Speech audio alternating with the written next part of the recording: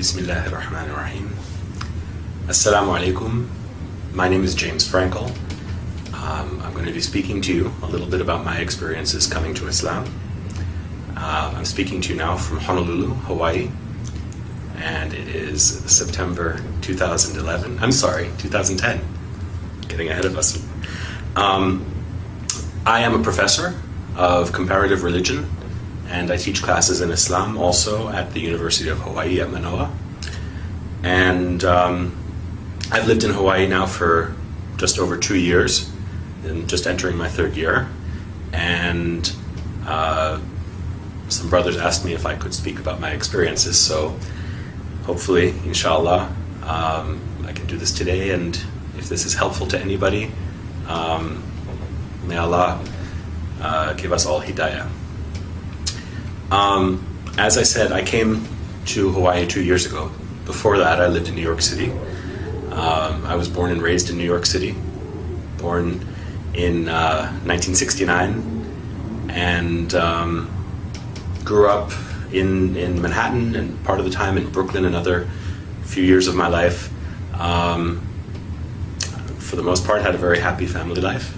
My parents raised me not with any particular religion, but I think with basic set of moral values.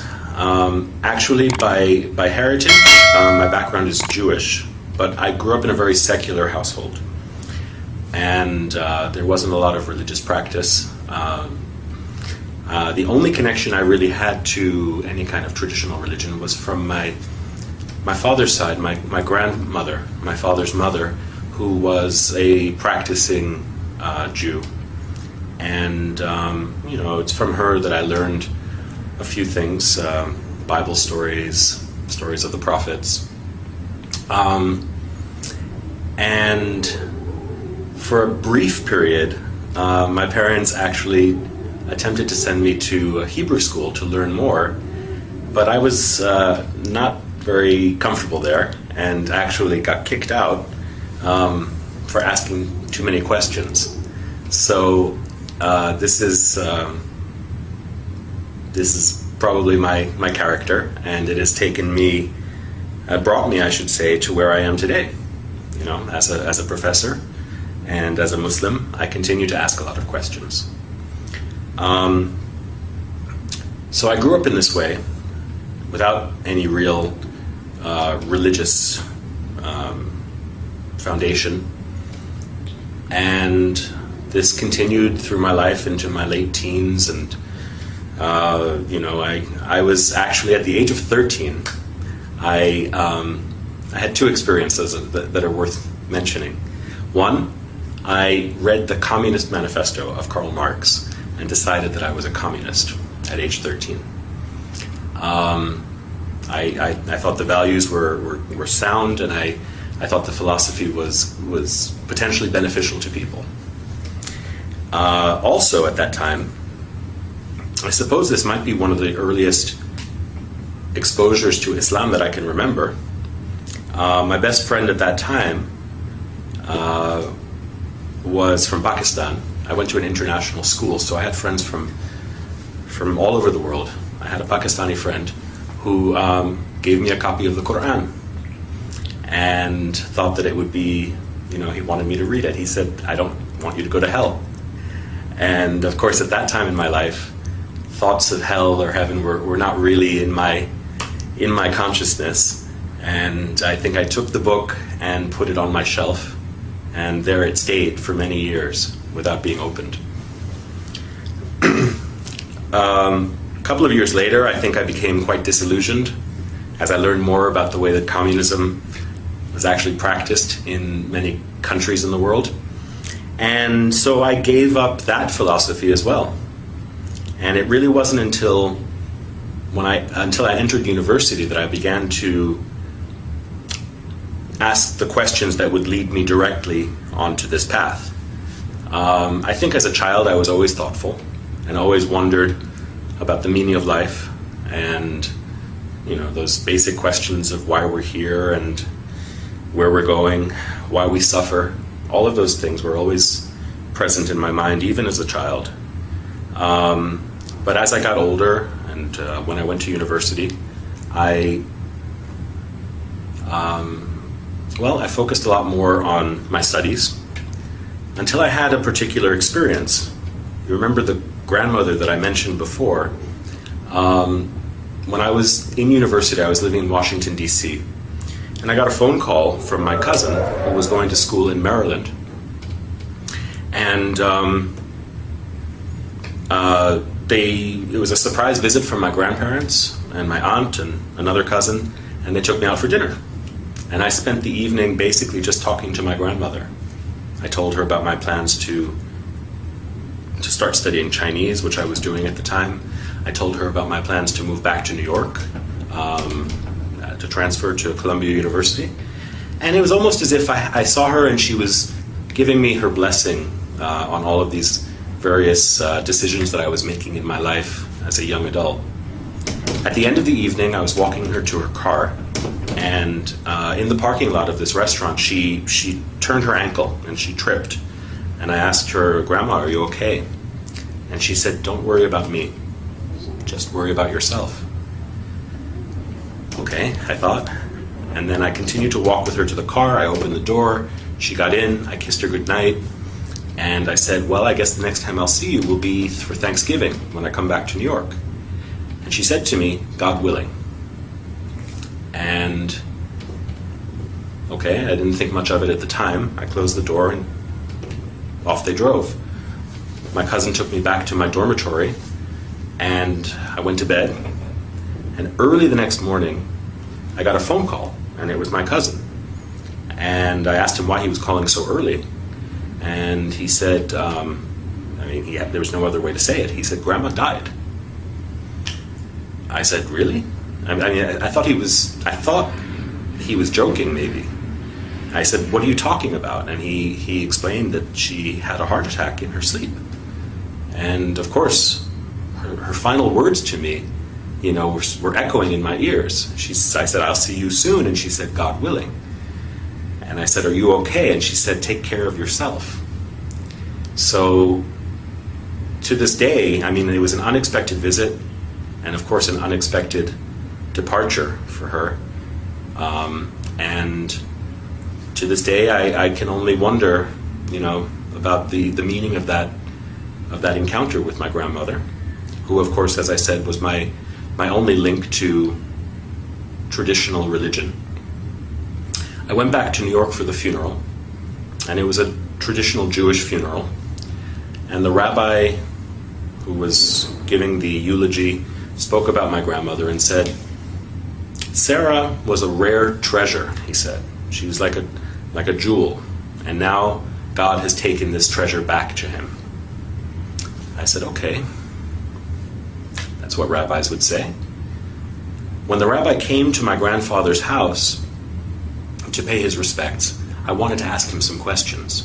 I wanted to ask him questions about certain practices that are practiced in a Jewish home at the time of someone's death. And he told me, "Don't worry about those things." He said, "That's just tradition." I said, "Okay, then how about this? In your sermon, you said that my grandmother, I don't know how well you knew her, but you said that she was taken by God. So where is she? And for that matter, where will I go? Where will you go? Where do any of us go? And why are we here?" And all of those questions that well up in the human heart. And the rabbi, I remember very clearly, he looked at his watch and he said, "I have to go." And I don't think that he realized how angry that made me. I also don't think that he realized at that time that he set me on a course that would lead me to where I am today. Because I became very interested in those questions. And at first I thought I would try to answer those questions, paying respect to my grandmother's memory. I would try to find a Jewish community where I could answer those questions. But the communities that I found, and again, I was just 18 or 19 years old at the time, the communities that I found were not satisfactory to me. And I asked the question which I had asked many times as a child, is God only the God of the Jews? There are only 20 million Jews in the world, and yet there are billions and billions of other people. God created them also, right? So I began to study on my own. I began to read the Bible. And that summer, when I was in England, I was there for an internship. There were some Christians, some evangelical Christians, who sort of approached me and wanted to socialize. Of course, they also wanted me to accept their faith. I thought, okay, why not try Christianity? I've never really thought about it. And in reading the Bible, I came to develop a very strong feeling of love and respect for Jesus. But that extra leap that they wanted me to make to accept Jesus as my Lord and my Savior was not one that I could do. Jesus for me was more like a big brother.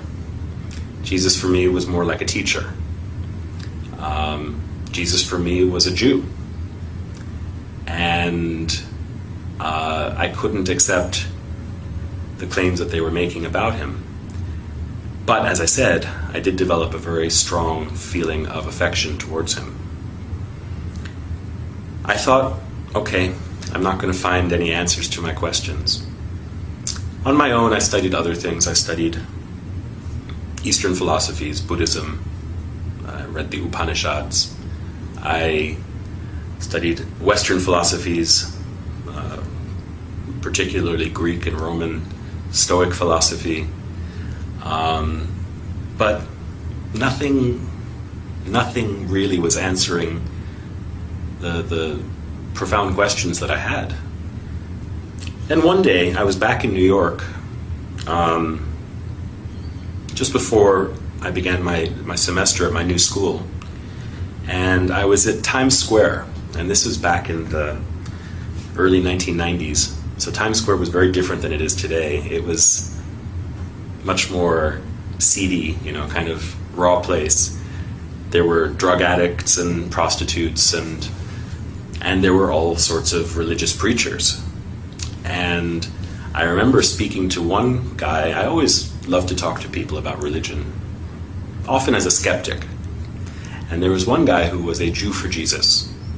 And he was telling me what he believed, and I had heard it before. To me, it was basically Christianity.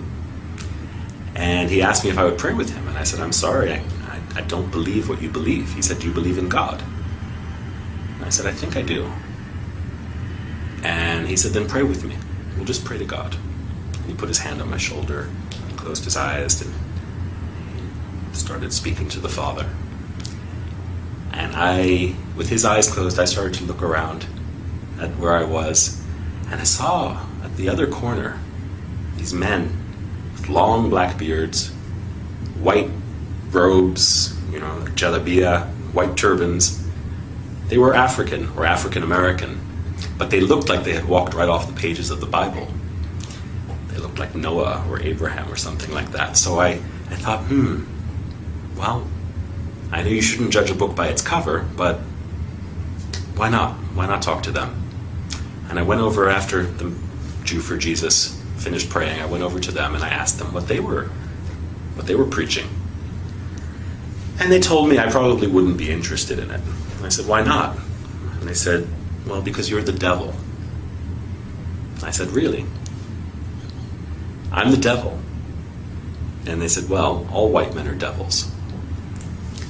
And I said, if I'm the devil, let me just ask you this one question. If I am the devil, why am I so thirsty to know God?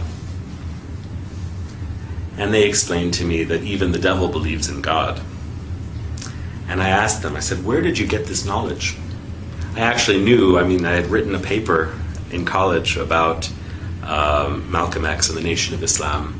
And so I understood that they were probably some derivative of that black nationalist movement. But I asked them what their source was for this claim of my satanic nature. And they gave me some verses from the Bible, Book of Daniel, I think. And I said, no. If I want the Bible, I can go down the street to the Jew for Jesus. or to some other Christian, what about your book? Don't you read the Quran? And they said yes. And so they gave me some verse to read from Surat Al-Kahf, and I took it home. I took home the paper that I wrote it on, and immediately I went up to my bookshelf where I had the Quran that was given to me about 6 years earlier by my friend Mansour. And I started reading. I looked for the passage that they had directed me to, and of course I read it, and there was no indication there that I was the devil or that any other white person was the devil. But since I started reading, I went to the beginning of the book, and I just began to read. And I read, and I read, and I read until I fell asleep with the book in my hands. And the next day, I read, and I read, and I read when I had some free time. And any time I had free time, between classes, when I was commuting to school on the New York City subway, I was just reading the Quran. And it moved me in a way that other books hadn't. Certainly in a way that the Bible didn't. The Quran's directness and the fact that the Lord of the worlds, right, the Creator, as the book describes the author, is speaking directly to you at times, very direct way, very intimately. It moved me in a way that I had not felt before, and I can't tell you where or when exactly. I know that there were times that I would read it, and sometimes I could feel tears in my eyes and running down my face. Sometimes I would read it and the hair on my arm would stand up, or on the back of my neck. And I can't pinpoint precisely the time or the place, but at some point I think that I had realized that I was reading the words of God. Well, around New Year's of that year, this is, I guess, about 1990, January of 1990, I was out with some friends from high school. We were having coffee, and we were just talking about what was going on in our lives. They asked me, what do you believe these days? Because they knew me when I was a communist, and they knew me when I went through many different phases as a young person. And they knew me as someone who didn't really believe in anything. So they asked me, and I said, well, I believe in God. And they said, really? What God? I said, there's only one God. And they said, where did you get this from? And I said, well, for me, it was from reading the Quran. And they said, so you've been reading the Quran, so you must believe that this is the message of God and Muhammad is the messenger of God. And I said, yeah, I guess so. So they said, okay, let me get this right. You believe that there's only one God and that Muhammad is his messenger. I said, yeah, when you put it that way, I do. And they said, you're a Muslim. And I laughed. I said, I'm a Muslim? You're a Muslim. You're from Pakistan. I'm just a guy who believes in God. They said, no, you're a Muslim. If you believe that there is no God but the one God and that Muhammad is his messenger, you are a Muslim. And I was in shock. For the next few days, had to think about what that meant. And I contacted my friend Mansour, the one who had given me the Quran when I was 13 years old. He was at University of Pennsylvania, and he was working in the Muslim Students Association there, I think. I thought I'd heard that. And so I asked him if he could send me some literature that might, give an introduction to Islam, and also, the life and the requirements, I guess, of a Muslim. And he sent me a book or two, and one book in particular, Islam in Focus. I can't remember the author's name right now, but this book provided a very good introduction, not only to basic beliefs, but also to the 5 pillars of Islam. And I learned how to make salat. I learned how to pronounce the shahada. I learned how to make my wudu. All of these things from that book. And I started praying. I guess you could say I was a closet Muslim, because I was living in my parents' home at that time, and I would close the door and I would say my prayers. And even the first time that I ever fasted in the month of Ramadan, I did it completely on my own. I had no community. I just found out what time the sun would rise and what time the sun would set, and ate at the times that were permitted. And so for the first 6 or 8 months of my life as a new Muslim, I did this completely alone. And my guide was the Quran and the book of this scholar. And that's the story of how I embraced Islam, actually. At a certain point, I had to tell my family. And so this was sort of coming out of the closet. And one night at dinner, I was sitting with my family, and I told them, I said, I've been reading the Quran. They said, yeah, we know. We've seen you carrying it everywhere. And I said, I really believe it. And I said, what I've learned is that besides believing, there are certain practical implications of that belief, which I have chosen to follow also. So I guess that makes me a Muslim. My mother's reaction was very strong. She cried. And I think she asked herself, and probably looked at my father and thought, where did we go wrong? How did this happen? I think my father's approach was much more relaxed. He probably thought to himself, well, my son was a communist when he was 13. He was, a skinhead when he was 16. He went through so many different phases, maybe this is just another phase. And I suppose both my mother and my father were onto something.